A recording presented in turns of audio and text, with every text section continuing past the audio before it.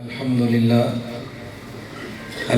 لله وحده لا شريك له والصلاة والسلام على من لا نبي بعده أما بعد فأعوذ بالله من الشيطان الرجيم بسم الله الرحمن الرحيم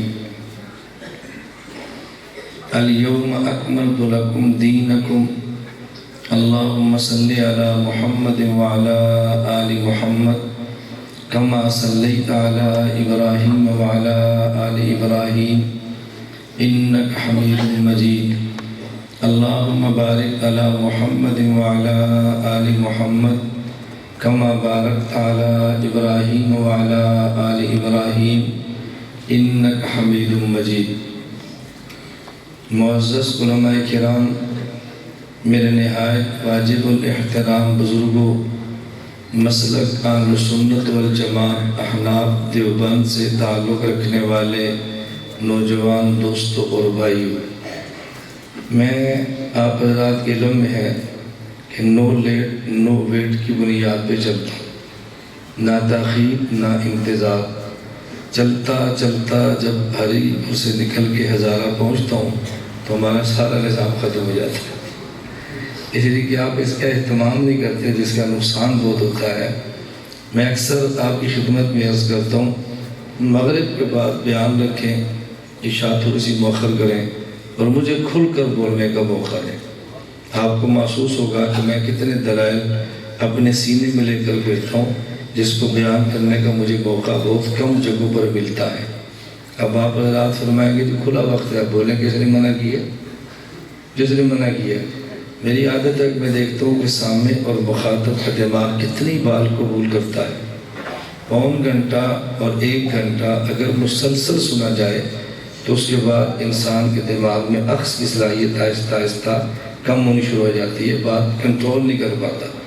اس لیے میں بات بہت سمیٹنا شروع کر دیتا ہوں. اور میرا آج بھی خیال تھا کہ مغرب کے بعد بیان ہوگا. مولانا فضل الرحمان صاحب جو ہمارے عالمی اتحاد اہل سنت والجماعت مانسیرہ کے امیر ہیں، میری عادت ہے میں پہلے پوچھتا ہوں بیان کتنے بجے اور کتنا. مجھے فرمایا کہ 8 بجے. میں ٹھیک 8 بجے آپ کی مسجد میں داخل ہو گیا. پھر میں نے پوچھا بیان کب ہوگا؟ کہ حضرت تشریف لا رہے ہیں. یہ مولانا نے نہیں، میزبان نے فرمایا حضرت آئیں گے تو ہوگا. میں نے کہا ٹھیک ہے. پون گھنٹہ بیٹھے رہے. کہا جی اب آپ شروع کر دیں تو بہتر ہے. میں نے کہا شروع کر دیتا ہوں. میں یہ کارگزاری اس لیے سنا رہا ہوں کہ آپ کے ذہن میں یہ نہ ہے کہ میں لیٹ آیا. میرا جو وقت آپ نے دینا ہے میں نے اس کی پابندی کرنی ہے انشاءاللہ العزیز. اگلا نظام اس سے کافی متاثر ہوتا ہے. میں اعتراض اور تنقید نہیں کرتا، صرف بات آپ کو سمجھا رہا ہوں. میں رات 12:30 بجے سویا ہوں، صبح 3:45 بجے اٹھا ہوں. تو کتنا آدمی دن میں چل سکتا ہے؟ اور میرے ذہن میں یہ تھا کہ میرا بیان 8 بجے شروع ہوگا، 9 بجے ختم ہو جائے گا، 10 بجے میں سو جاؤں گا، صبح 3:45 اٹھ جائیں گے تو دقت نہیں ہوگی. اب چونکہ بیان ہونا ہے، پھر حضرت دعا فرمائیں گے، دستار بندی ہوگی، پھر نماز ہوگی، پھر کھانا ہوگا، 11:30 بج جائیں گے، پھر ہم سونے کے لیے جائیں گے، 12:30 بج جائیں گے، پھر آدمی کی بس ہو جاتی. نہیں، میں آپ کو قطعاً برا بلا نہیں کہہ رہا، میں صرف آپ کو سمجھا رہا ہوں اگر ہماری ترتیب آپ اختیار فرما لیں گے تھوڑے وقت میں کام زیادہ ہوگا، تھوڑے پیسوں پر کام زیادہ ہوگا. ہمارا انشاءاللہ 14 مئی سے لے کے 26 مئی تک مرکز اہل سنت والجماعت 87 جنوبی سرگودا دورہ تحقیق المسائل ہوگا. اور میں طلباء اور علماء سے بڑھ کر علماء سے کہتا ہوں آپ اس 12 دن کے دورے میں شرکت کریں. آئیں گے نا انشاءاللہ؟ آپ شرکت فرمائیں کہ دیکھیں نظم کی جگہ دیں. انشاءاللہ 14 تاریخ کو 7:30 بجے سبق شروع ہوگا. آپ گھڑیاں دیکھتے رہنا اور دیکھنا کہ 7:30 بجے سبق شروع ہوتا ہے کہ نہیں ہوتا. آپ دیکھنا ذرا ٹائمنگ کیسی ہوتی ہے. اس کی وجہ تھوڑی عمر میں زیادہ کام کرنا ہو تو وقت کی پابندی کرنا بہت ضروری ہے، وگرنہ آدمی تھوڑی عمر میں زیادہ کام نہیں کر پاتا. تو آپ اس کا اہتمام فرمائیں گے تو آپ کو فائدہ بہت زیادہ ہوگا اور مسئلہ کچھ نہیں ہے.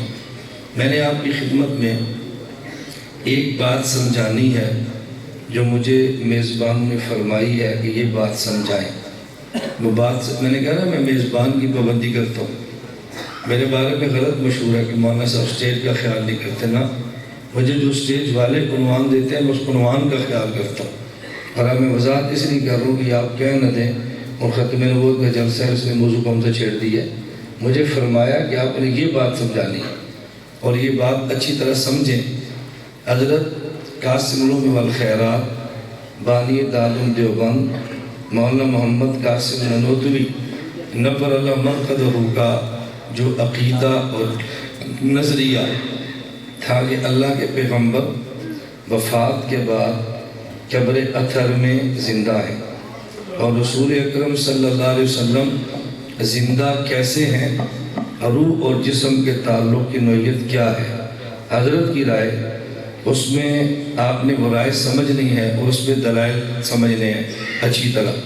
اور اگر کوئی بندہ آپ کو یہ کہے کہ مولانا الیاس محمد کو نہ بلاؤ، مولانا کے بیان نہ سنو، وہ فرقہ وریت پھیلاتے ہیں، تو آپ نے جواب دینا ہے کہ مولانا فرقہ وریت نہیں پھیلاتے، ہمیں اپنے عقائد سمجھاتے ہیں.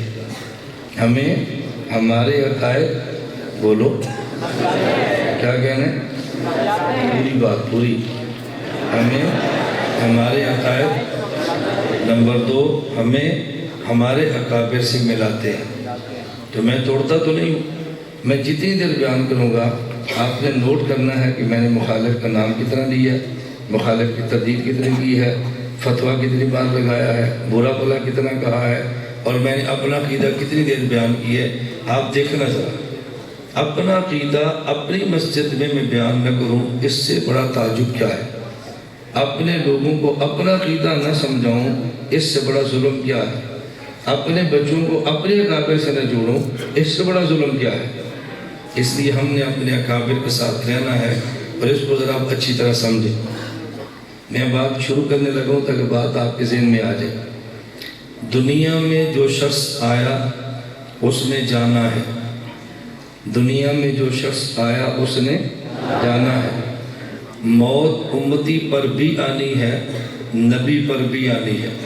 کل من علیہا فان، ہر کسی نے جانا ہے. کل شیء ہالک الا وجہہ، ہر کسی نے جانا ہے. توجہ رکھنا، ہر کسی نے جانا ہے.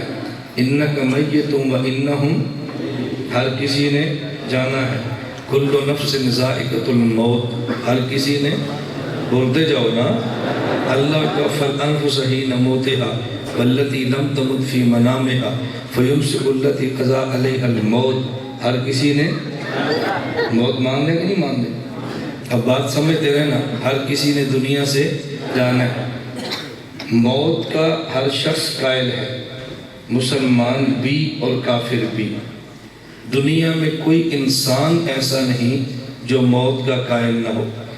فرق کیا ہے؟ موت کا ایک معنی کافر کرتا ہے، موت کا ایک معنی مسلمان کرتا ہے. کافر سے مراد ہندو، سکھ، دہریہ، کمیونسٹ. میں اس لیے وضاحت کر رہا ہوں کہ میرے بارے میں جھوٹ نہ پھیلانا کہ اس نے فلاں بندے کو کافر کہا. میں کہہ رہا ہوں کہ موت کا معنی مسلمان بھی کرتا ہے اور موت کا معنی کافر بھی کرتا ہے. کافر کے ہاں موت کا معنی ہے فلاں بندہ مر گیا، ختم ہو گیا. مسلمان کے ہاں موت کا معنی ہے فلاں بندہ فوت ہو گیا اور منتقل ہو گیا. میں اس کو پنجابی کی زبان میں سمجھاتا ہوں. کافر کے ہاں مر گیا، مک گیا. مسلمان کے ہاں مر گیا اور ٹر گیا. مر کے مک جانا اور ہے اور مر کے ٹر جانا اور ہے. کافر کے ہاں موت کا معنی اختتام زندگی، مسلمان کے ہاں موت کا معنی انتقال زندگی. توجہ رکھنا، انتقال. آپ کوئی مسجد بھی دیکھ لیں، سرگودا سے ہزارہ تک ہر مسجد میں ایک اعلان ہوتا ہے فلاں بندہ انتقال کر گیا، وصال پا گیا، دار فانی سے دار حقیقی کی طرف کوچ کر گیا. آپ ان کے جنازے میں آؤ اور ثواب داران حاصل کرو. آج تک کسی مسجد میں آپ نے اعلان سنا کہ فلاں بندہ مر گیا ہے، وہ ختم ہو گیا ہے، مک گیا ہے، اس کے جنازہ پڑھ لو؟ کبھی سنا؟ اعلان کیا ہے؟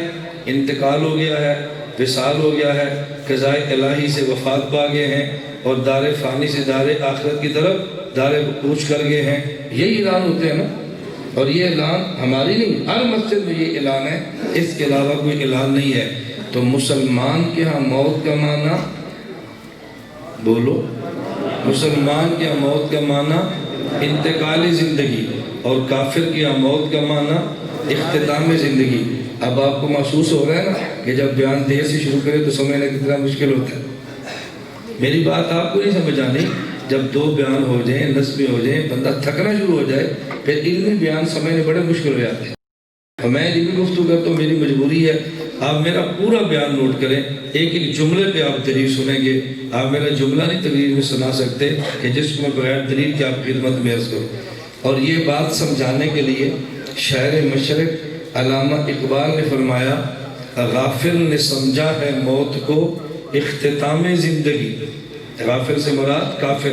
غافل نے سمجھا ہے موت کو اختتام زندگی ہے، یہ توجہ رکھنا، غافل نے سمجھا ہے موت کو اختتام زندگی ہے، یہ شام زندگی صبح دوام زندگی۔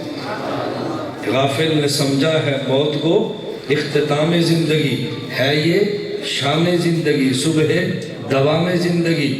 دنیا کی زندگی کی شام ہے اور بعد والی زندگی کی صبح ہے، اختتام نہیں ہے، انتقال ہے۔ مولویت کی زبان میں کہتے ہیں کہ موت کے بعد کی زندگی دنیا کا تتمہ ہے، آخر زندگی کا مقدمہ ہے۔ یہ میں درمیان میں بات اس لیے کہتے رہتا ہوں تاکہ یہ پروپیگنڈا ختم ہو، اسے کتابیں نہیں پڑھی، اس کو آتی نہیں۔ تو موت کے سب قائل ہیں یا نہیں؟ مسلمان بھی اور، لیکن موت کے معنی میں فرق ہو گیا۔ ایک بات سمجھ آ گئی؟ نہ سمجھے آپ نے کہنا نہیں سمجھ آئی، میں یہ نہیں کہہ رہا آپ مانتے ہیں کہ نہیں، میں کہتا ہوں سمجھ دیا کہ نہیں۔ داعی اور مبلغ کے ذمے منوانا نہیں ہے، سمجھانا ہے، اور میں سمجھانے میں کمی نہیں چھوڑوں گا۔ منوانا چونکہ میرا کام ہی نہیں، اس لیے میں منوانے کی کوشش بھی نہیں کروں گا۔ جو میرا کام ہے میں وہ کروں گا، آپ مانتے ہیں آپ کی مرضی، نہیں مانتے آپ کی مرضی۔ نہ سمجھ آئے مجھے میں سمجھ نہیں آئی۔ ایک بات، اب دوسری بات سمجھو۔ دوسری بات یہ ہے، اگر آپ نے موت کو سمجھنا ہے تو پھر نیند سمجھیں۔ جس کو نیند نہ سمجھ آئی وہ موت نہیں سمجھ سکتا۔ موت کے سمجھنے کے لیے نیند کا سمجھنا ضروری ہے۔ اور میں یہ بات کیوں کہہ رہا ہوں کہ موت کو سمجھنے کے لیے نیند کا سمجھنا ضروری ہے، اس لیے کہ احادیث میں اور قرآن کریم میں، توجہ رکھنا، احادیث میں بھی اور قرآن کریم میں بھی، قرآن کریم میں موت پر نیند کا لفظ بولا ہے۔ موت کے لیے نیند کا لفظ، قالوا یا ویلنا من بعثنا، بولو من بعثنا، ہمیں کس نے اٹھایا، کس سے؟ مرقد، رقد یرقد رقودا، اس کا معنی کیا ہوتا ہے؟ موت یا نیند۔ تحسبهم ایقاظا وهم رقود، اصحاب کہف کے بارے میں تم سمجھتے ہو بیدار ہیں، حالانکہ بیدار نہیں بلکہ سوئے ہوئے ہیں۔ تو مرقد کا معنی مرنے کی جگہ یا سونے کی جگہ؟ کبھی آپ نے قبروں پہ مرقد کا لفظ دیکھا ہے؟ دیکھا ہے؟ تو وہ اکھاڑ دیا کرو، کیوں؟ یہ مرا پڑا ہے، سویا ہوا تو نہیں ہے، مرقد کیسے لکھ دیا؟ تو موت کا معنی، توجہ، موت کو نیند کہنا، یہ کس نے کہا؟ موت کو نیند کس نے کہا؟ قرآن نے کہا نا۔ آپ نے مجھے بعد میں بتانا ہے کہ میں نے وہ آیت پڑھی ہے کہ نہیں پڑھی، تاکہ یہ زجر تو ختم ہو، نہ ان کے پاس قرآن ہے نہ حدیث ہے۔ میں قرآن حدیث کے علاوہ کوئی بات کروں نا تو آپ نے ٹوکنا ہے مجھے، بول صاحب آیت پڑھ، حدیث پڑھ۔ قالوا یا ویلنا من بعثنا من مرقدنا، تو موت کو نیند کس نے کہا؟ بولیے، قرآن نے۔ اور نیند کو موت کہا اللہ کے پیغمبر کے فرمان نے۔ جب آپ سونے لگتے ہیں تو دعا مانگتے ہیں، اللہم بسمک، جھوٹ نہ بولو، مرنے لگے کہ سونے لگے؟ تو پھر اموتو کیوں کہتے ہو؟ کون؟ اللہم بسمک انام، اے اللہ میں سونے لگا ہوں۔ کیا کہتے ہیں؟ اللہم بسمک، بولو انامو یا اموتو؟ تو آپ تو سونے لگے ہیں، اموتو کیوں کہہ رہے ہیں؟ اس کا مطلب یہ کہ نیند کو موت کہا ہے، کس نے؟ اللہ کے نبی نے۔ جب صبح اٹھتے ہیں، الحمدللہ الذی ایقظنا بعد ما انامنا، آپ کہتے ہیں نہیں، الحمدللہ الذی احیانا بعد ما، تو دیکھو یہاں نیند کو موت فرمایا اور بیداری کو حیات فرمایا۔ میں نے اس نے کہا جب نیند نہیں سمجھو گے تو موت کیسے سمجھ آئے؟ اللہ کے پیغمبر صلی اللہ علیہ وسلم نے موت کو نیند فرمایا اور نیند کو موت فرمایا، تو ایک دوسرے پر لفظ بولا۔ اس لیے آپ نے سنا ہوگا کہتے ہیں نیند اور موت آپس میں دونوں بہنیں ہیں، نیند اور موت آپس میں دونوں بہنیں ہیں۔ ہم مانتے ہیں بہنے کا معنی ایک جیسی ہے۔ اب موت نیند سمجھو تو موت سمجھ آئے، نیند نہیں سمجھ آئے گی تو موت بھی سمجھ نہیں آئے گی۔ ایک ہے موت، توجہ رکھنا، ایک ہے زندگی، ایک ہے نیند، ایک ہے بیداری۔ جو نیند اور بیداری میں فرق ہے یہ موت اور حیات میں فرق ہے۔ جب آدمی جاگتا ہے، جب آدمی جاگتا ہے اور جب آدمی سوتا ہے، جاگنے والا بھی سنتا ہے، سونے والا بھی سنتا ہے۔ جاگنے والا بھی سنتا ہے، سونے والا بھی سنتا ہے۔ جو کہے کہ سونے والا نہیں سنتا، لوگ کہتے ہیں سویا مویا ہکو جیا، میں نے کہا مانتے سویا مویا ہکو جیا، میں نے کہا مانتے ہیں، آپ بھی مان لو ہکو جیا۔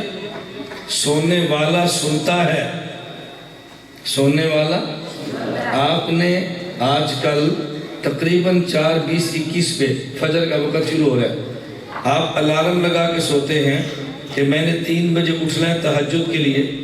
آپ نے الارم لگایا، الارم 3 بجے بجا اور آپ اٹھ گئے۔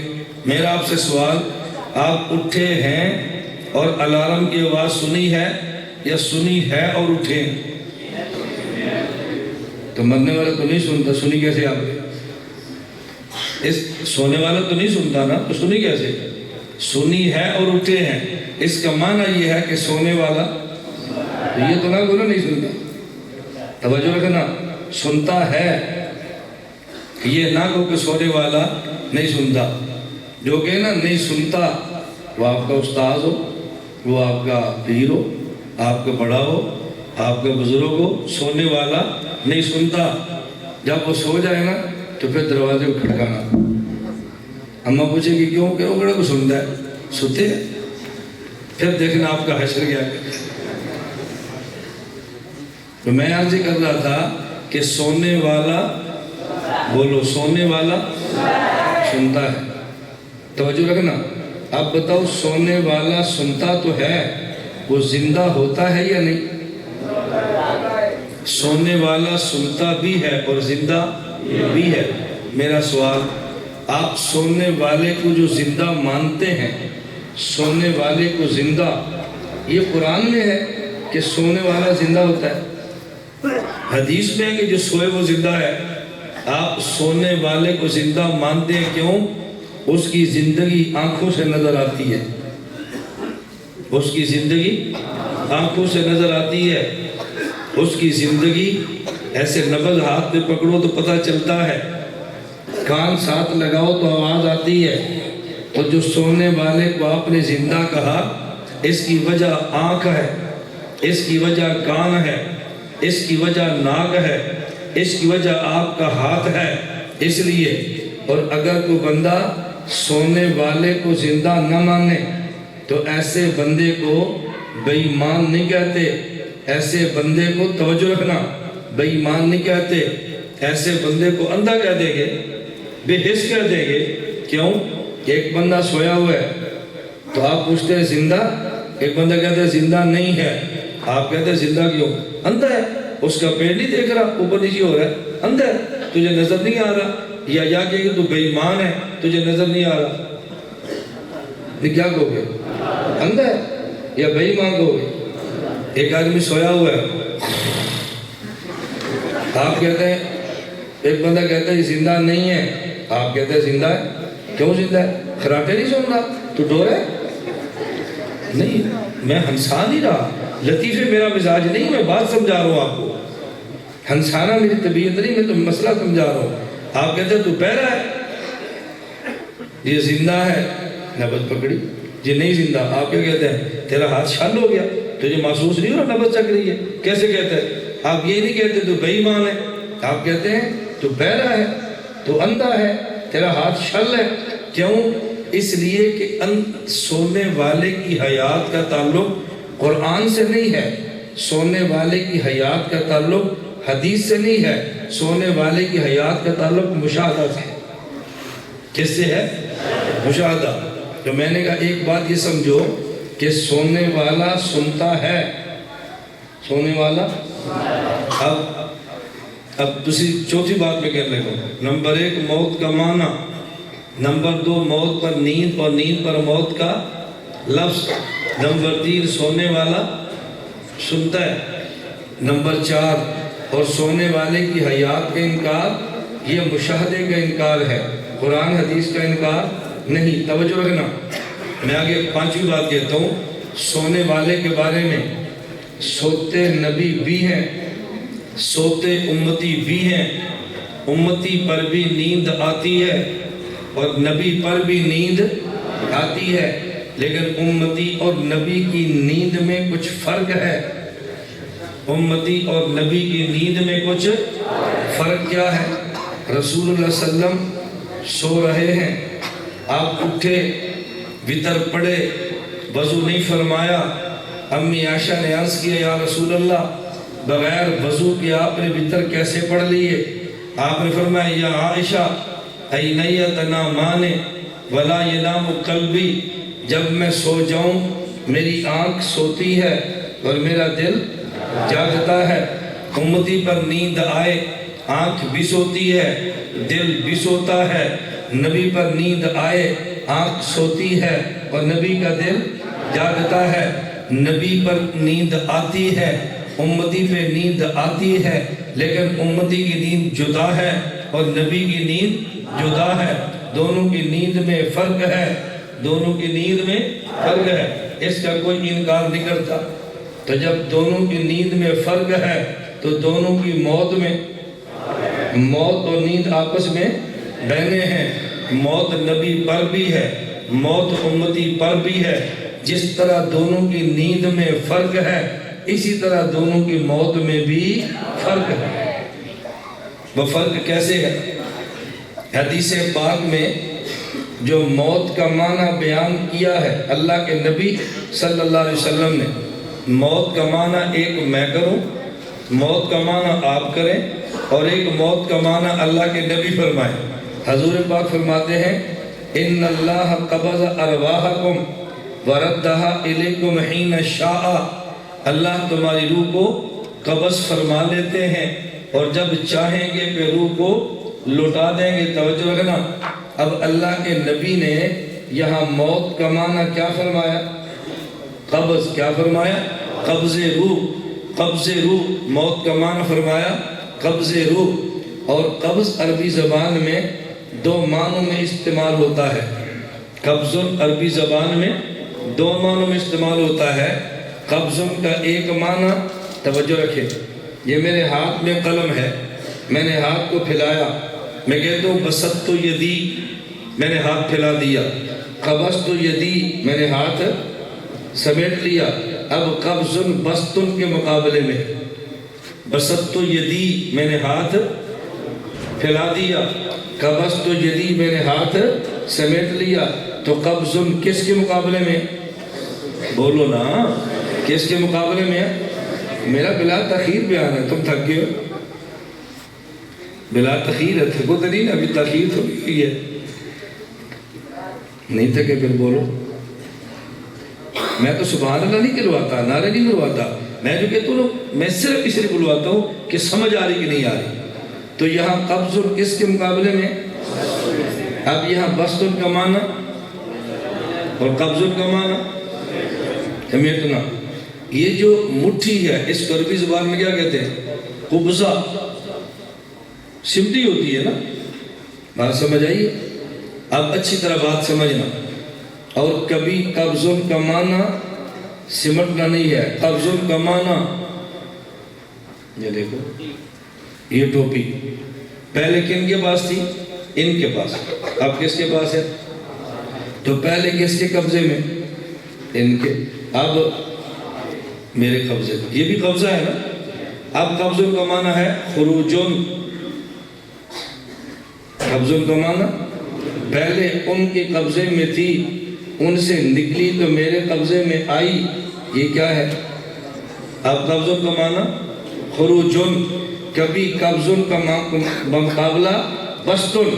اب قبضوں کا معنی ہے سمٹنا، اور جب چیز ایک کے پاس ہو پھر دوسرے کے پاس جائے. اب ہے قبضوں کا معنی خروجن. تو اللہ کے نبی نے فرمایا، مولانا ننوتوی کا علم دیکھو ذرا، مولانا ننوتوی کا علم دیکھو. قبضن کا معنی کبھی ہے حبسن سمیٹنا، اور کبھی قبضن کا معنی خروجن نکلنا. مولانا ننوتوی فرماتے ہیں ایک نیند امتی کی ہے، ایک نیند نبی کی ہے. جب امتی پر نیند آئے تو اب موت کا معنی قبضن اور قبضن کا معنی خروجن. روح پورے جسم کے تمام اجزاء سے نکل جاتی ہے، اور جب نبی پر نیند آئے موت کا معنی قبضن اور قبضن کا معنی حبسن. پیغمبر کی روح مبارک پاؤں مبارک سے لے کے سر مبارک تک پھیلی تھی، یہ پوری روح جسد اتھر میں سمٹ جاتی ہے. جب موت کی نسبت نبی کی طرف ہو اب قبضن کا معنی حبسن ہے، امتی کی طرف ہو اب قبضن کا معنی خروجن ہے. امتی پر موت آئے تو معنی خروج روح ہے، اور نبی پر موت آئے تو معنی قبض روح ہے. امتی پر موت آئے تو روح تمام اجزاء سے نکل جاتی ہے. پیغمبر پہ موت آئے تو روح تمام اجزاء سے قبل قلب اتھر میں سمٹ جاتی ہے. قبضن کا معنی خروجن بھی ہے اور قبضن کا معنی حبسن بھی ہے. یہ مولانا ننوتوی فرما رہے ہیں. اور مولانا قاسم ننوتوی کا نظریہ کمزور ہے یا مضبوط؟ میں آپ سے سوال کرتا ہوں. نہیں ابھی نہیں، میں سوال کرتا ہوں آپ سے. ابھی تو مضبوط نہ کہنا ذرا چلنے تو دے. میں آپ سے سوال کرتا ہوں، انبیاء علیہ السلام کی وفات کے بعد کیا پیغمبر کی، توجہ رکھیں، کیا پیغمبر کی بیوی سے امتی نکاح کر سکتا ہے؟ پیغمبر کی وفات کے بعد کیا پیغمبر کی بیوی سے امتی نکاح کر سکتا ہے؟ کیوں؟ کیوں؟ اس لیے کہ ازواج مطہرات مائیں ہیں، اور اس کے علاوہ کوئی وجہ اور، اس لیے کہ نبی زندہ ہے. آپ نے دو وجہ پیش کی. نمبر ایک، پیغمبر کی بیوی امت کی ماں ہے، نس ہے. نمبر دو، اس لیے کہ نبی زندہ ہیں. میں دونوں دلیلیں آپ کی توڑنے لگا. اگر آپ کہتے ہیں نکاح کے جواز کی وجہ پیغمبر کی بیوی امت کی ماں ہے، تو میرا سوال، پیغمبر کی بیوی امت کی ماں جسمانی ہے یا روحانی؟ جسمانی یا روحانی؟ استاذ کی بیوی شاگرد کی ماں ہے یا نہیں؟ جسمانی یا روحانی؟ پیر کی بیوی مرید کی ماں ہے یا نہیں؟ جسمانی یا روحانی؟ مرشد فوت ہو جائے تو مرید اپنے مرشد کی بیوی سے نکاح کر سکتا ہے؟ تو روحانی ماں سے تو نکاح نہیں ہوتا، کیسے کر سکتا ہے؟ استاد فوت ہو جائے ان کی بیوی سے شاگرد نکاح کر سکتا ہے؟ وہ تو روحانی ماں ہے، کیسے کر سکتا ہے؟ اگر وجہ روحانی ماں ہے تو یہ روحانی ماں موجود ہے، نکاح پھر بھی کر سکتا ہے. آپ نے کہا اس لیے نہیں کر سکتا کہ نبی زندہ ہے. میرا سوال، شہید قتل کے بعد اپنی قبر میں زندہ ہے یا نہیں؟ شہید کی بیوی سے کوئی نکاح کرنا چاہے تو کر سکتا ہے. آپ تو کہتے ہیں نبی کی بیوی سے اس لیے نکاح نہیں کہ نبی زندہ ہے. تو شہید بھی زندہ، اس کی بیوی سے نکاح کیسے ہوگا؟ جی روحانی ماں تو پھر پیر کی بیوی روحانی ماں ہے. روحانی ماں کہیں تب بھی سوال ہے، اور زندہ کہیں بولو تب بھی سوال ہے. اب بات سمجھنا. مولانا قاسم ننوتوی رحمت اللہ علیہ فرماتے ہیں دونوں میں فرق یہ ہے کہ جب امتی پہ، توجہ رکھنا، امتی پہ موت آئی، شہید قتل ہوا، شہید کے جسم پہ موت آئی، تو پاؤں کے ناخن سے لے کے سر کے بال تک شہید کے تمام اجزاء سے روح نکل گئی۔ بیوی تب تک ہوتی ہے جب جسم اور روح کا تعلق ہو، جب تمام اجزاء سے روح نکل گئی، تعلق ختم ہو گیا، موت آ گئی تو شہید کی بیوی اس کے نکاح سے نکل گئی۔ پھر شہید کو زندگی ملی، ثم تعاد روحہ الی جسدہ، اس کی روح کو لٹایا، اب زندگی ملی ہے۔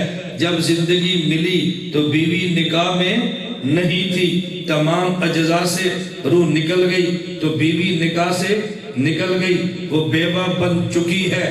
جب روح لوٹی ہے اب اس کی بیوی نہیں ہے، وہ بیوہ ہے۔ اور جب پیغمبر پہ موت آئی ہے، پاؤں مبارک سے سر مبارک تک قلب اطہر میں پورے جسم سے روح قلب اطہر میں سمٹ گئی ہے۔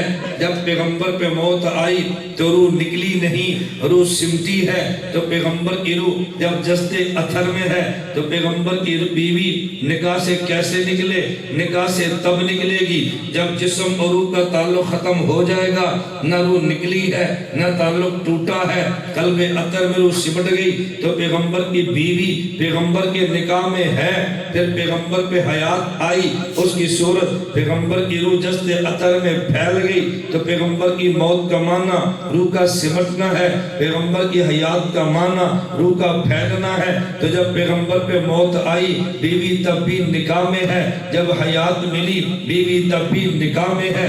شہید کی بیوی سے نکاح اس لیے جائز ہے، اس کی بیوی نکاح سے نکل کے بیوہ بن چکی ہے۔ پیغمبر کی بیوی سے اس لیے نکاح جائز نہیں، ان کی بیوی نکاح سے نہیں نکلی، وہ اب بھی بیوی ہے۔ شہید کی بیوی بیوہ ہے، پیغمبر کی بیوی بیوی ہے، تو بیوہ سے نکاح ہوتا ہے، کسی زندہ کی بیوی سے نکاح نہیں ہوتا۔ مولانا نورالدین کے نظریہ چھوڑیں تو پھر دیکھیں آپ پھنستے کیسے۔ مولانا نورالدین کے نظریے پہ آئے، اشکال سب ختم ہوتے۔ میری بات سمجھ آ رہی ہے؟ میں اسے ہی سمجھا رہا تھا کہ پیغمبر کی موت نیند الگ ہے تو پیغمبر کی موت بھی الگ ہے، دونوں ایک جیسے نہیں ہیں۔ صحیح بخاری میں روایت موجود ہے، رسول اللہ صلی اللہ علیہ وسلم وفات پاگے، انتقال مبارک ہو گیا۔ بار بار میں کہہ رہا ہوں نا، وفات، انتقال، موت، میں تو کہہ رہا ہوں یہ الزام تو ختم نہ، موت نہیں مان لے۔ اللہ کے پیغمبر کی وفات ہو گئی، صحابہ کرام نے فیصلہ کیا، رسول اللہ صلی اللہ علیہ وسلم وفات پا چکے ہیں۔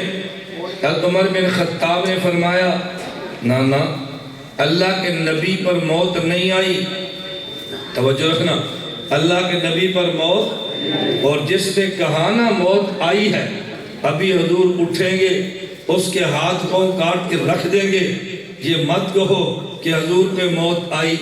عام صحابہ کرام فرماتے ہیں موت آ گئی، حضرت عمر فرماتے ہیں موت، حضرت عمر چھوٹے آدمی، حضرت عمر کے بارے میں فیصلہ، ان اللہ جعل الحق علی لسان عمر وقلبہ، عمر بولتے بھی ٹھیک ہیں، عمر سوچتے بھی ٹھیک۔ حضرت عمر بولتے بھی ٹھیک ہے عمر، اور کہہ رہے ہیں کہ موت نہیں ہے۔ اب کتنا آسان سا جواب ہے۔ حضرت عمر حضور کی موت میں بے ساختہ ہو گئے تھے، آواز کو بیٹھے تھے، عجیب جواب ہے۔ اب بات سمجھنا، صحابہ کرام فرما رہے ہیں موت آ گئی، حضرت عمر فرماتے ہیں موت، ان دونوں میں اختلاف کیوں ہوا؟ اس کا جواب بھی صحیح بخاری میں، رسول اللہ صلی اللہ علیہ وسلم سو رہے ہیں، پیغمبر کی نیند اور موت ایک جیسی ہے، پیغمبر کی نیند امتی کی نیند فرق، پیغمبر کی موت امتی کی موت۔ اب نیند اور امت میں معاصرت دیکھیں، رسول اللہ صلی اللہ علیہ وسلم سو رہے ہیں، دو فرشتے آئے، ایک فرشتے نے کہا حضور سو رہے ہیں، دوسرا کہتا ہے نہیں جاگ رہے ہیں۔ صحابہ کہتے ہیں موت آ گئی ہے، حضرت عمر فرماتے ہیں زندہ ہیں۔ یہ اختلاف فرشتوں میں، ایک کہتا ہے سو رہے ہیں، دوسرا کہتا ہے بولو، یہ اختلاف کس میں ہو رہا ہے؟ نیند میں، اور وہ اختلاف کس میں ہو رہا ہے؟ موت میں۔ اب نیند سمجھ آئی تو موت سمجھ آئے گی نا، پہلے نیند کے اختلاف سمجھیں پھر موت کے اختلاف سمجھیں۔ انہوں نے کہا جی سو رہے ہیں، دوسرا فرشتہ کہتا ہے جاگ رہے ہیں، صحابہ کہتے ہیں موت آ گئی ہے، حضرت عمر فرماتے ہیں زندہ ہے۔ تو جو دو فرشتوں کا اختلاف نیند اور بیداری میں تھا، صحابہ کے اختلاف موت اور حیات میں ہے۔ رسول اللہ صلی اللہ علیہ وسلم نیند سے بیدار ہوئے، آپ نے فرمایا میں سو رہا تھا، دو فرشتے آئے، ایک کہتے ہیں سو رہے ہیں، ایک کہتے ہیں جاگ رہے ہیں۔ فرمایا دونوں نے ٹھیک کہا ہے، جو کہتے ہیں سو رہے ہیں اس نے آنکھ کو دیکھا ہے، جو کہتے ہیں جاگ رہے ہیں اس نے دل کو دیکھا ہے۔ نبی کی آنکھ دیکھو سو رہے ہیں، نبی کا دل دیکھو جاگ رہے ہیں۔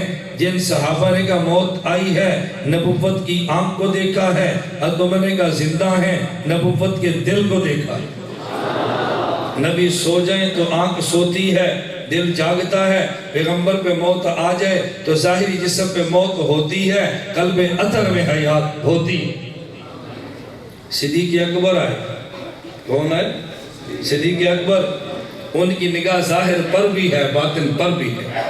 صدیق تو پھر صدیق ہے نا، ان کی نگاہ آنکھ پر بھی ہے دل پر بھی ہے۔ صدیق اکبر نے سمجھایا، انہوں نے کہا عمر توجہ رکھنا، یہ مت کہنا کہ موت نہیں آئی، موت تو آ گئی ہے۔ نبی سو جائیں دل جاگتا ہے، لیکن یہ نہیں کہتے نیند نہیں آئی، نیند ہوتی ہے، یہ نہیں کہتے نہیں آئی۔ جس طرح نبی پر نیند آ جائے دل جاگتا ہے، یہ نہیں کہتے کہ نیند نہیں آئی، کہتے نیند آ گئی ہے، آرام فرما رہے ہیں۔ لیکن پیغمبر کی نیند اتنی ہی ہوتی ہے، ظاہر پہ ہوتی ہے، دل جاگتا ہے۔ تو یہ نہ کہنا حضور پر موت نہیں آئی، موت آ گئی ہے، لیکن نبی کی موت اتنی ہی ہوتی ہے کہ ظاہر پہ موت ہوتی ہے، قلب اطہر میں حیات ہوتی ہے۔ حضرت عمر نے کہا مجھے بات سمجھ آ گئی۔ صدیق اکبر نے سمجھایا تو بات سمجھ آ گئی۔ یہ بات سمجھ آئی تو نبی اور امتی کی نیند الگ ہے، تو نبی اور امتی کی موت بھی الگ ہے۔ ان کی نیند ظاہر پر بھی ہے دل پر بھی ہے، پیغمبر کی موت ظاہر پر ہے دل میں حیات ہے۔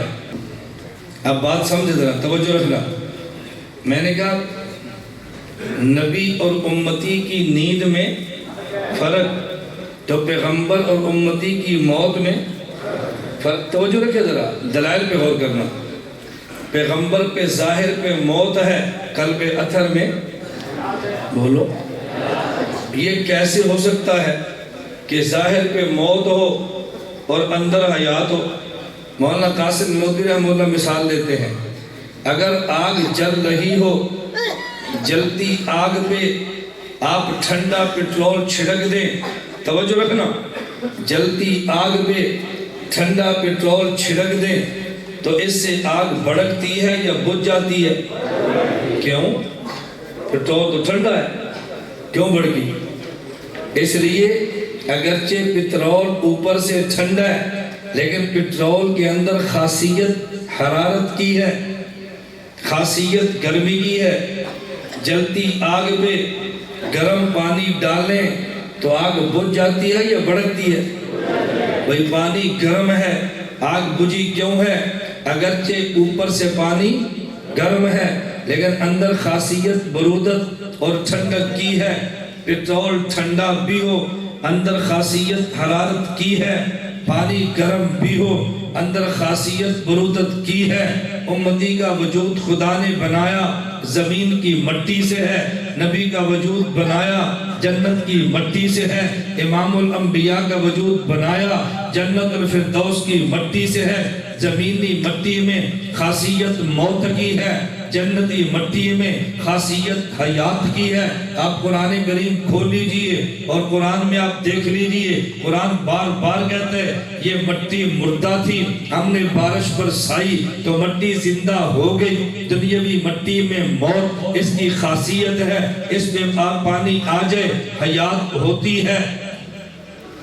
میرا ایک مشورہ ہے آپ کو، آپ سارے ادھر دیکھو، آپ کو پتہ ہے میں گرم اور غصے نہیں ہوتا، میں مسئلہ سمجھاتا ہوں، دیکھ لو۔ تو اس میں غصے کیا ضرورت ہے؟ دیکھ لیا آپ نے، مسئلہ شروع کروں۔ میں نے بارہ کہا میں غصے گرم نہیں ہوتا، میں آپ کے جذبات کا خیال کرتا ہوں۔ آپ نے دیکھ رہے ہیں دیکھ لو، آپ کو جو بیان شروع کرو میں پھر شروع کر دوں گا.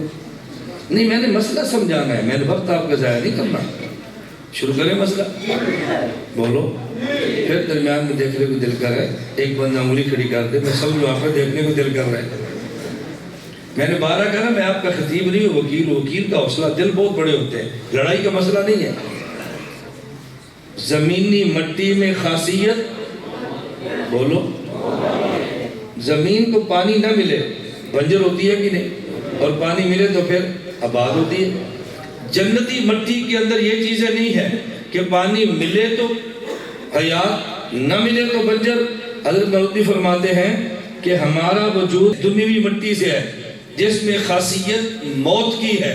پیغمبر کا وجود جنتی مٹی سے ہے جس میں خاصیت حیات کی ہے. پٹرول میں خاصیت حرارت، اوپر سے ٹھنڈا ہو اندر سے تب بھی گرم ہے، اور پانی میں خاصیت برودت، اوپر سے گرم ہو اندر سے تب بھی ٹھنڈا ہے. پیغمبر کا وجود جنتی مٹی سے ہے جس کا خاصہ حیات ہے، اوپر موت آ بھی جائے اندر تب بھی حیات ہے. اوپر موت آ جائے اندر تب بھی حیات ہے. اس لیے مولانا نودی فرماتے ہیں امتی کی موت مزیل حیات ہے، نبی کی موت ساتر حیات ہے. امت پہ موت آ جائے تو تمام اجزاء سے روح نکلتی، حیات ختم ہوتی ہے. پیغمبر پہ موت آ جائے تو روح نکلتی نہیں، قبل قلب اتھر میں سمٹتی ہے. تو موت آ جائے امتی کی حیات ختم کر دیتی ہے. پیغمبر پہ موت آ جائے حیات ختم نہیں کرتی، نبی کی حیات کو چھپا دیتی. ختم ہونا اور ہے اور چھپ جانا، بولو. ختم ہونا اور ہے اور چھپ جانا اور ہے. تو میں سمجھا کیا رہا تھا، پیغمبر کی موت الگ ہے، امتی کی موت الگ ہے. امتی کی موت ظاہر پر بھی ہے باطن پر بھی ہے. نبی کی موت ظاہر پر ہے لیکن قلب اتھر میں نہیں، موت نہیں بلکہ حیات ہی حیات ہے. لوگ کہیں گے دیکھیں میں دلائل دے رہا ہوں، آپ قرآن کی آیت پڑھتا ہوں. قرآن میں کہاں لکھا ہے کہ نبی امتی کی موت میں فرق ہے؟ اِنَّكَ مَيِّتٌ وَإِنَّهُمْ مَيِّتُونَ، اِنَّكَ مَيِّتٌ وَإِنَّهُمْ.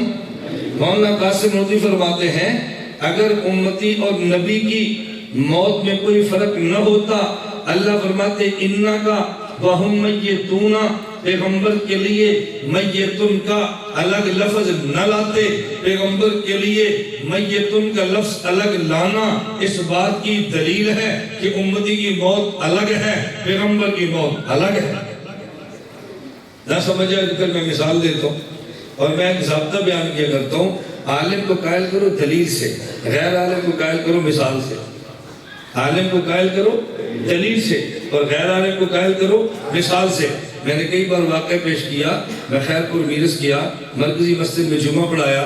جمعے کے بعد غیر مقلد 2 دن بیٹھے اور مجھ سے مسئلہ پوچھا کہ مولانا صاحب امام کی تقلید واجب ہے؟ میں نے کہا ہاں. تقلید نہ کرے تو پھر؟ میں نے کہا گناہ ہے. اچھا خود امام ابو حنیفہ کس کی تقلید کرتے؟ میں نے کہا کسی کی بھی نہیں. کہا پھر وہ گناہ کرتے تھے؟ میں نے کہا نہیں. تو ہم نہ کریں تو گناہ، وہ نہ کریں تو گناہ نہیں ہے. خود امام غیر مقلد ہے، اگر ہم غیر مقلد ہو گئے تو کیا ہوا؟ میں نے کہا 2 مسئلے میں پوچھتا ہوں ہم سے. میں نے کہا جی وہ مسئلے جو تمہیں آتے ہیں. کہا جی کون سا؟ میں نے کہا نمبر 1 ہر انسان پہ پیغمبر کا کلمہ پڑھنا فرض ہے. مجھے کہتے ہیں جی ہاں. میں نے کہا میرا سوال، رسول اللہ صلی اللہ علیہ وسلم نے کس نبی کا کلمہ پڑھا ہے؟ کہتا ہے کسی کا بھی نہیں. میں نے کہا کیوں؟ کہتا ہے وہ خود نبی ہیں، کسی نبی کا کلمہ کیوں پڑھے؟ میں نے کہا دوسرا مسئلہ، باجماعت نماز ضروری ہے؟ کہا جی ہاں. میں نے کہا نہ باجماعت پڑھے. کہا جی گناہ ہے. میں نے کہا باجماعت کسے کہتے ہیں؟ کہتے چند بندے ایک امام کے پیچھے کھڑے ہوں. میں نے کہا تم سب متقی ہو، تمہارا امام اکیلا مجرم ہے. کہا جی کیوں؟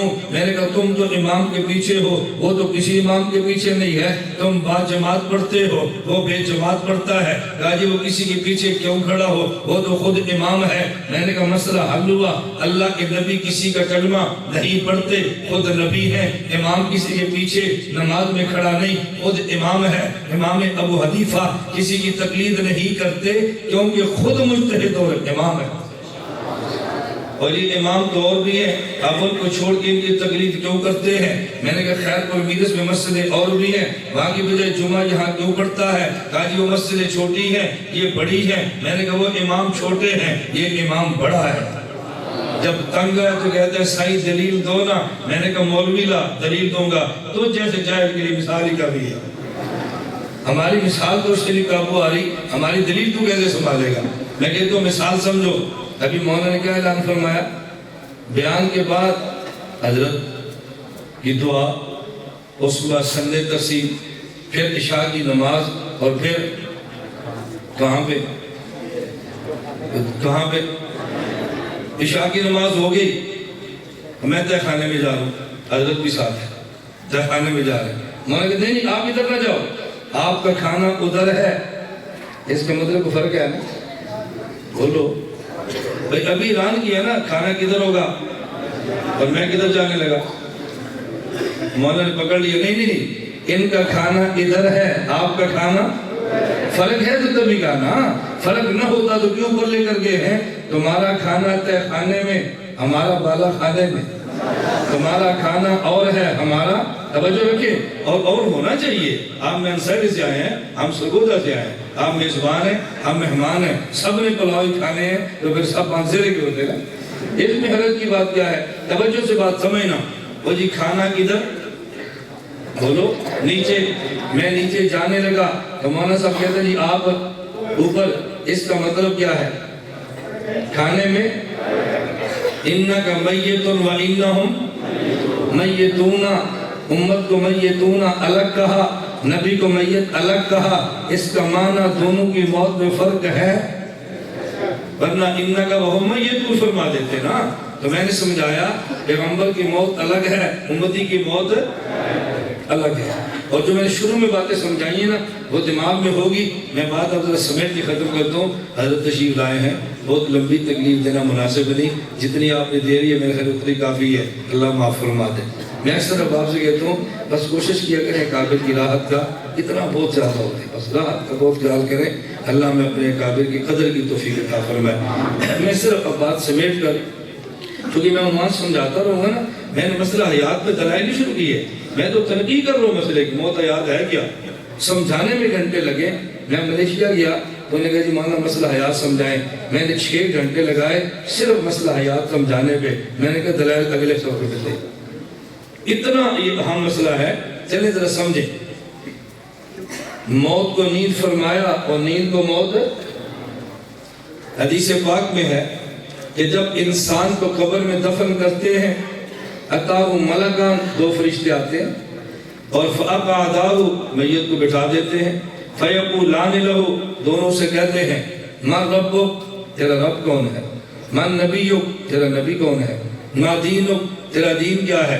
وہ کہتے ہیں ربی اللہ، میرا رب اللہ ہے، نبی محمد صلی اللہ علیہ وسلم میرے نبی حضرت محمد صلی اللہ علیہ وسلم ہے، دین اسلام میرا دین اسلام ہے۔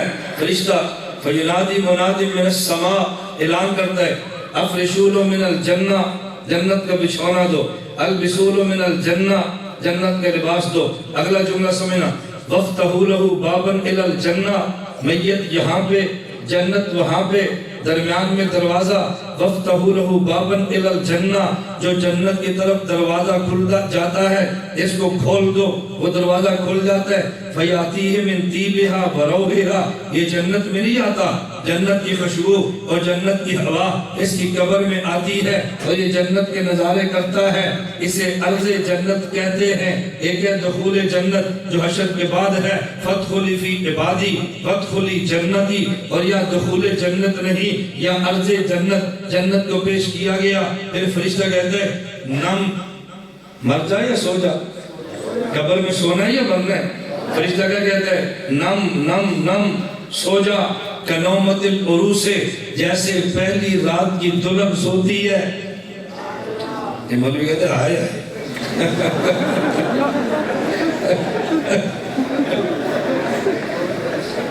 اچھی بات ہے، شادی کی بات پہ ہنسنا چاہیے۔ شادی کا معنی خوشی ہے، شادی کا معنی غم تھوڑا ہی ہے۔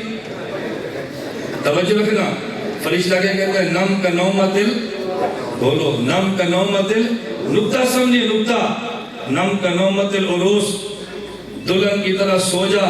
سوال سمجھو، فرشتہ کہہ سکتا ہے نم، توجہ رکھو، نم سو جا، بات کافی نہیں تھی، یہ دلہن کی بات کیوں کی ہے؟ نم سو جا، میں نے کہا لطیفے میری عادت نہیں ہے، میں لفظ پہ دلیل دیتا ہوں، سمجھاتا ہوں. نم سو جا کیسے؟ جیسے پہلی رات کی. یہ دلہن کا لفظ کیوں کہا ہے؟ یہ الفاظ نبوت ہیں. پیغمبر کے لفظوں کی بلاغت دیکھیں اور نبوت کے الفاظ سے عقیدے دیکھیں. سو جا جیسے پہلی رات کی دلہن سوتی ہے. میں نے کراچی سبق پڑھایا، روایت پڑھی، طالب علم کی چیٹ آئی، استاد جی پہلی رات دلہن سوتی بھی ہے. اور میں نے کہا فقیرہ سوتی ہے اپنا کام پورا کر کے. فرشتہ پوچھتا ہے تیرا رب کون ہے، تیرا نبی کون ہے، تیرا دین کیا ہے؟ کہا جی میرا رب اللہ، میرا نبی حضور پاک، میرا دین اسلام. کام پورا ہو گیا، اب سو جا. اب کیا کر؟ میں مسئلہ سمجھانے لگوں. یہ کیوں فرمایا کہ سو جا پہلی رات کی دلہن کی طرح؟ توجہ رکھے ذرا، یہ دلہن کا لفظ کیوں بولا؟ اس کی وجہ الفاظ نبوت کی بلاغت دیکھیں. اس کی وجہ ایک لڑکی یا ایک لڑکا، کوئی لڑکی چاہتی ہے فلاں لڑکے سے میرا نکاح ہو، توجہ رکھنا، وہ چاہتی ہے، میسج نہیں کر سکتی، اللہ سے ڈرتی ہے، خاندان سے ڈرتی ہے، گناہ بھی ہے، بے حیائی بھی ہے، فون پہ بات کرنا چاہتی ہے، نہیں کر سکتی، نہ محرم ہے، خدا کا ڈر ہے اور بے حیائی بھی ہے، معاشرے کا ڈر ہے. توجہ رکھنا، وہ خط لکھنا چاہتی ہے، نہیں لکھ سکتی، خدا کا ڈر ہے، معاشرے کا ڈر ہے. ملنا چاہتی ہے، نہیں مل سکتی، خدا کا ڈر ہے، معاشرے کا ڈر ہے. توجہ رکھیں، دام نہ نکالے، مسئلہ سمجھے. میں الفاظ نبوت کی بلاغت سمجھا رہا ہوں. یہ دیکھنا چاہتی ہے، نہیں دیکھ سکتی، لکھنا چاہتی ہے، نہیں لکھ سکتی، فون کرنا چاہتی ہے، نہیں کر سکتی، اس کو ملنا چاہتی ہے، نہیں مل سکتی. کیوں؟ خدا کا بھی ڈر ہے، مخلوق کا ڈر ہے. لیکن یہی لڑکی اگر جس کو چاہتی ہے اس کے ساتھ کلمہ نکاح کے ساتھ آ جائے، نہ ڈر خدا کا ہے نہ ڈر مخلوق کا ہے. پیغمبر نے سمجھایا کہ جس طرح لڑکی کسے چاہتی ہو نہیں مل سکتی، مخلوق اور خالق کا ڈر ہے، نہیں جا سکتی، مخلوق خالق کا ڈر ہے. کلمہ نکاح کے ساتھ آ جائے، کوئی خاندان جس کا ڈر تھا وہ باہر کھڑا ہے، کوئی ڈر نہیں ہے. قبر ظلمت کا گھر ہے، ڈر لگتا ہے، کیڑوں کا گھر ہے، ڈر لگتا ہے، خلوت کا گھر ہے، ڈر لگتا ہے، اجنبیت کا گھر ہے، ڈر لگتا ہے. جس طرح وہ عورت ڈرتی تھی کلمہ نکاح سے آگے، کوئی ڈر نہیں ہے. یہ قبر کیڑوں کا گھر ہے، خلوت کا گھر ہے، اجنبیت کا گھر ہے. کلمہ ایمان کے ساتھ آ جا، تجھے بھی ایسے ہی کوئی ڈر نہیں جیسے کلمہ نکاح کے ساتھ آئے تو اسے بھی ڈر نہیں. نم کا نومت العروس، اللہ کے نبی کی یہ حدیث ہے. حضور پاک ایسے تو نہیں بات فرما رہے، ایسے سو جا جیسے پہلی رات کی دلہن سوتی ہے. عورت کے مزاج میں خدا نے کتنا حیا رکھا ہے آپ تصور کر سکتے ہیں. لیکن وہی عورت کلمہ نکاح کے ساتھ آ جائے تو پھر حیا اور حجاب بالکل بدل جاتے ہیں. فرمایا جس طرح اسے خطرات تھے کلمہ نکاح نے خطرات ختم کر دیے. ڈر تجھے بھی تھا، کلمہ ایمان کے ساتھ آ جا، تجھے بھی کوئی ڈر نہیں. آج ایسے سکون سے سو جیسے وہ سوتی ہے. نم کا نومت العروس، سو جا. میرا نقطہ سمجھے، یہ سویا ہے یا موت ہے؟ اور فرشتہ کیا کہہ رہے ہیں؟ سو جا. اللہم بسمک اموتو یا انامو؟ آپ سونے لگے ہیں اموتو، وہ مرنے لگا ہے تو نام. موت کو نیند اور نیند کو، میں اس پہ بات کر چکا ہوں. میں نے اب کہا تھا یہ نام تب سمجھ آئے جب بسمک اموتو سمجھ آئے. بسمک اموت سمجھ نہ آیا تو قبر کا نام تجھے کیسے سمجھ آئے گا؟ قبر کا نام کیسے سمجھ آئے گا؟ اب بتائیں، آپ کو احساس ہو رہا ہے نا کہ مضمون کتنا لمبا ہے؟ نہیں پتہ ہو رہا ہے کہ نہیں؟ میں اس لیے کہتا تھا کہ مغرب کے بعد بیان شروع کراؤ، میں 8-9 بجے تک چلوں اور آپ کو بھی شرح صدر و مسئلہ سمجھنے میں جو مخالف ہے ان کو بھی سمجھ آئے ان کے پاس قرآن اور حدیث پاک سے دلائل کتنے ہیں. ہم جو کہتے ہیں اکابر نے فرمایا، اس کا معنی یہ نہیں تھا اکابر نے بلا دلیل فرمایا۔ ہمارے اکابر جو فرماتے ہیں دلیل کے ساتھ فرماتے ہیں، وہ دلیل آپ علم میں نہیں ہوتی تو بات بڑی لمبی ہو جاتی ہے۔ میں سمیٹتے سمیٹتے بات پھر پھیلتی ہے کہ یاد رکھنا، جب آدمی جاگ رہا ہو تو پھر مزے جسم لیتا ہے، محسوس روح کرتی ہے، اور جب سو رہا ہو تو مزے روح لیتی ہے، محسوس جسم کرتا ہے۔ یہ زندگی، یہ نیند اور بیداری کا مسئلہ ہے، نہیں ایسے بات۔ جب آپ سوئیں گے، جب آپ جاگ رہے ہیں، آپ پیئیں شربت تو منہ سے پیئیں گے نا، لولو، روح کو مزہ آتا کہ نہیں؟ آپ گرمی آ رہی ہے، روح کی شربت پیئیں گے، روح افزا، روح افزا ہے، جسم افزا ہے، جسم نام کیا ہے؟ کیوں؟ روح کو مزہ آ رہا ہے۔ لیکن جب بندہ سو جائے نا تو پھر جسم نہیں، پھر کارروائیاں روح کرتی ہے اور مزے جسم لیتا ہے۔ ایسے ہے یا نہیں؟ میں آپ کو مثالیں دوں گا، حضرت بھی تشریف فرما ہے، میں ویسے جھجکتا ہوں اور مشائخ سے بندے کو ویسے ہی مطلب بڑے بڑے ہوتے ہیں، لیکن اس پر حکیم علوم تھانی فرماتے ہیں اللہ بے مثال ہے، لیکن میں کیا کروں، مثال نہ دے تو بات سمجھ نہیں آتی۔ حضرت تھانی فرماتے ہیں، اب بتائیں ایک آدمی سویا ہوا ہے، مسجد میں ہے، معتکف ہے، وہ دوپہر کو اٹھا، کہاں جا رہے ہو؟ کہا غسل کرنے کے لیے۔ کیوں، کیا ہوا؟ بتا نہیں رہا۔ کچھ ہوا کہ نہیں؟ بولو نا۔ وہ کہتے یار میں غسل ہو گیا۔ کیوں؟ بس ایک لڑکی تھی آ گئی اور یہ ہو گیا اور وہ ہو گیا۔ آپ اسے کو کیوں جھوٹ بولتا ہے؟ تو میرے ساتھ سویا کوئی بھی نہیں ہے۔ کچھ ہوا کہ نہیں؟ بولو نا۔ یہ جسم نے کیا یا روح نے کیا؟ جسم نہیں مل رہا، روح سے روح مل رہی ہے۔ کاروائی کس کی ہے؟ بولو۔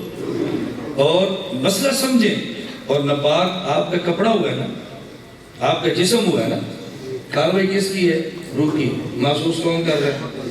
جسم۔ کاروائی کس کی ہے؟ روح کی۔ غسل کسے دے رہے ہیں؟ جسم۔ میں نے کہا جب آدمی جاگ رہا ہو نا تو کام جسم کرتا ہے، محسوس روح کرتی ہے، اور جب آدمی سو جائے کام روح کرتی ہے، محسوس جسم کرتا ہے۔ اب یہ مسئلہ سمجھانے کے لیے اللہ کے نبی نے فرمایا جب سونے لگو اللہم بسمک اموتو، اور جب قبر میں جائے تو نام سو جا۔ یہاں موت کو نیند، وہاں نیند کو موت، یہ سمجھانے کے لیے کہ قبر کے حالات کیسے ہیں یہ نیند والے کو سمجھو۔ تمہارے پاس سویا ہوا ہے، کیا ہوا؟ کہا مجھے سانپ نے ڈسا ہے۔ کیوں جھوٹ بولتا ہے؟ کسی سانپ نے نہیں ڈسا ہے، لیکن جسم کو نہیں، روح کو۔ جیسے رات سونے والا آپ کے پاس ہو، وہ درد محسوس کرتا ہے، راحت محسوس کرتا ہے، ساتھ والے کو پتہ نہیں چلتا۔ کیوں؟ اس لیے کہ ڈائریکٹ وہ علم اور راحت وہ روح پہ ہے۔ اسی طرح قبر میں میت موجود ہے، عذاب بھی ہے، ثواب بھی ہے، تمہیں محسوس نہیں ہوگا۔ کیوں؟ وہ جسم پہ نہیں، وہ سیدھی روح پہ آ رہی ہے، اور روح کے واسطے سے جسم پہ آتی ہے۔ پتہ کیسے چلے گا؟ آپ کو نہیں پتہ چل سکتا نا۔ جیسے نیند والا ہے ایسے ہی مرنے والا ہے۔ اور میں نم کا نومت القروس، یہ آخری بات کیا کہ اب بات ختم کر دیتا ہوں۔ یہ بات بہت لمبی ہوتی ہے، میں سے سمیٹتا جا رہا ہوں۔ حضرت صدیق اکبر نے فرمایا والذی نفسی بیدہ لا یذیقک اللہ الموت ابدا۔ حضور آپ پر ایک موت آ گئی ہے، اب دوسری موت نہیں آنی۔ وہ دوسری موت کون سی ہے؟ علامہ نمزت القاری میں، علامہ نجر فتح الباری میں، شیخ زکریا کنز المتواری میں، صحیح بخاری اسی حدیث کتاب اسی مقام پہ لکھا ہے مذہب اہل سنت والجماعہ ان للمیت موت و حیات غیر الانبیاء۔ اہل سنت والجماعت کا اجماعی عقیدہ ہے کہ قبر میں پہلے آدمی مر کے جاتا ہے نا، اس آدمی پر قبر میں حیات ہوتی ہے، روح کا اعادہ، پھر اس کا سوال و جواب ہوتا ہے، پھر روح لٹا دی جاتی ہے، پھر موت۔ تو قبر میں ہر میت پہ پہلے حیات ہوتی ہے، پھر روح نکلتی ہے تو موت ہے۔ غیر الانبیاء، سوائے انبیاء کے، جب پیغمبر کی روح پھیلتی ہے، پیغمبر کی روح آ گئی ہے، پیغمبر کو حیات ملی، تو جو امتی کو قبر میں نیند آتی ہے جس کو دنیا میں موت کہتے ہیں، پیغمبر پہ قبر میں وہ نیند نہیں ہوتی جسے موت کہتے ہیں، بل یستمر حیا، بلکہ پیغمبر ہمیشہ ہمیشہ زندہ رہتا ہے۔ اب خلاصہ کیا ہے؟ لوگ کہیں گے نبی بھی قبر میں زندہ، امتی بھی زندہ، دونوں میں فرق کیا ہے؟ میں نے کہا فرق یہ ہے امتی ایسے زندہ جیسے سونے والا زندہ، اور نبی ایسے زندہ جیسے جاگنے والا زندہ۔ سونے والے کی حیات الگ ہوتی ہے، جاگنے والے کی حیات الگ ہوتی ہے۔ سونے والے کی حیات کمزور ہوتی ہے، جاگنے والے کی حیات مضبوط تر ہوتی ہے۔ امتی سونے والے کی طرح ہے، پیغمبر جاگنے والے کی طرح۔ میں اسی پہ بات ختم کرتے ہیں، انشاءاللہ پھر کبھی آئے، اگر اسی مسئلے میں ہوا ہم یہیں سے بات شروع کر دیں گے، اگلے سال بھی جائیں گے تو انشاءاللہ۔ مجھے یاد ہے میں نے بات کہاں ختم کی ہے، آپ کو نہیں کہاں شروع کیا کہاں ختم کی ہے۔ اللہ ہم سب کو اپنے اکابر کے عقائد کو سمجھنے کی توفیق عطا فرمائے۔ وآخر دعوانا ان الحمدللہ رب العالمین۔ ایک ساتھی نے چڑھ دی ہے، اور یہ ایک مرتبہ نہیں، یہ مانسیر ہری پور کی چٹھی میں 20 مرتبہ پڑھ چکا ہوں، لیکن آپ نے اس پر عمل نہیں کرنا۔ اس میں بریلوی عالم کا نام لکھا ہے، فلاں عالم آتا ہے، کتابیں اٹھاتا ہے، ہمیں چیلنج کرتا ہے، اور ہم کیا کریں؟ تو میں نے کہا کیا کریں؟ اس کا علاج یہ تو نہیں ہے، اس کا علاج آپ اسے بھی بلا لیں، ہم بندہ بھیجیں گے اسے بھی بلا لیں، بیٹھ کے دونوں کی بات کرا لیں، آپ جب چاہیں کرا لیں، میں تو بندے ہی دے سکتا ہوں نا، اب میں بک تو نہیں کر سکتا۔ آپ نے جب گفتگو کرانی تو بتانا، ہمارے بندے آئیں گے انشاءاللہ گفتگو ہو جائے گی، آپ اس کی فکر نہ کریں۔ اس لیے میں نے کئی بار کہا ہے آپ ان معاملات سے پریشان نہ ہوا کریں۔ میری عادت ہے میں ہر آدمی کا نام نہیں لیتا کہ فائدہ نہیں ہوتا۔ اب یہاں لکھا دوسری بات، ہم کام کی مصروفیات کی وجہ سے آپ کے سرگودا نہیں جا سکتے، آپ سے گزارش ہے کہ آپ بیعت کریں، آپ سے بیعت ہونے کی دلی خواہش ہے۔ حضرت دامن برکاتہم نہ ہوتے تو میں شاید میں خود کوشش کرتا، اور جب بڑے موجود ہو تو پھر چھوٹے ایسی حماقتیں نہیں کرتے۔ اللہ ہمیں یہ باتیں سمجھنے کی توفیق عطا فرمائے۔ اس کا بہت زیادہ مجھے تو چٹ لکھنے والے پر تعجب ہوتا ہے کہ آپ ایسے موقع پر ایسی چٹ لکھتے کیوں ہیں؟ اللہ ہم سب کو توفیق عطا فرمائے، اپنے اکابر کی قدر کریں، اللہ ہم سب کو اپنے اکابر کی قدر کی توفیق دے۔ وآخر دعوانا ان الحمدللہ۔